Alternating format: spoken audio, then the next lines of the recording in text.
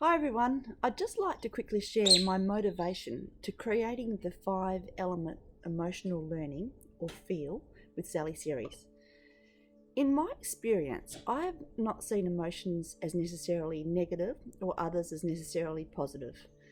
I've come to understand that each emotion has a rightful place in the human psyche or our lived experience. So it's only when one emotion's overindulged and overcomes the others that it can be considered detrimental. So in this series, my goal is to examine each emotion. I give a formal definition and then allow you to work out if this is the emotion that you're feeling through a series of questions. The questions are those that I would normally ask my clients in the healing session. And then in each post, I'm going to complete a 3-card spread as I work with tarot as a tool to empower and grow. And I use the traditional Rider-Waite deck.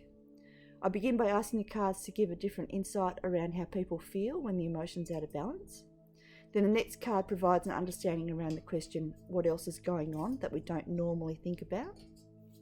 And finally, I use the tarot cards to explain how the emotion can be seen by others. I finish each post with an invitation to participate in an inner child healing as a start to clear and rebalance the emotion. And I'd love you to participate if it resonates with you. This is Helix, and Helix is in for a bit of a cuddle. So in addition to my own growth and feedback from client experience, I'd also like to acknowledge the sources of information or where I got everything from. So the first one is this chart, and it's called a 5-element emotion chart, and it's by Bruce and Joan Dew. And it's designed for professional kinesiology practitioners, and it gives a great summary, sorry, the bird's biting me, of the emotions and where they sit in your field. So that's the first thing. The second thing, second resource, and I think it's a resource, it's called Meridian and 5-Element Theory in Kinesiology, and it's by Michael Wilde. It's an older resource, but it has some key background information that I've referred to. The next thing is this book, and it's called Healing Your Emotions, and it's by Angela and John Hicks. And this book explains how different Chinese elements relate to emotional types, and it sort of introduces a system of self-diagnosis. And I found this really good because I don't understand Chinese healing medicine at all, but I do understand how the different elements or the different element types fit. Right, so it's a really good resource. The next thing is I am a forensic healer, and so as a practitioner I've drawn on my training to educate and empower, and I think that you'll see this in this content. So if forensic healing is new to you, check out my Facebook page, Forensic Healer Experience with Sally, as I've included some background information in that space. Next one is the Healing Manual by Tara Antler. Sorry.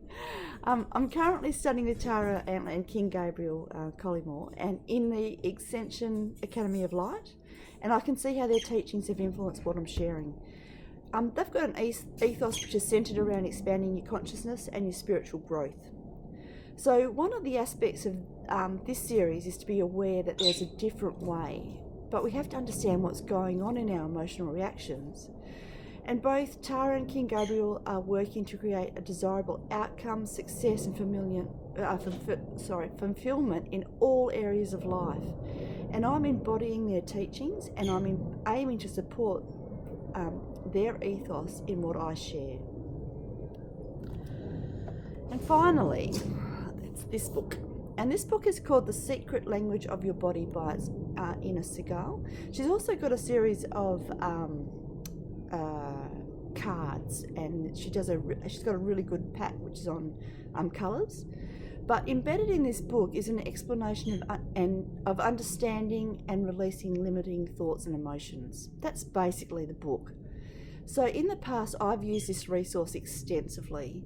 So I know that there will be a lot of content about what I've learned and embodied, and I know that this has transformed the way that I think, and it's going to be reflected in the content that I share.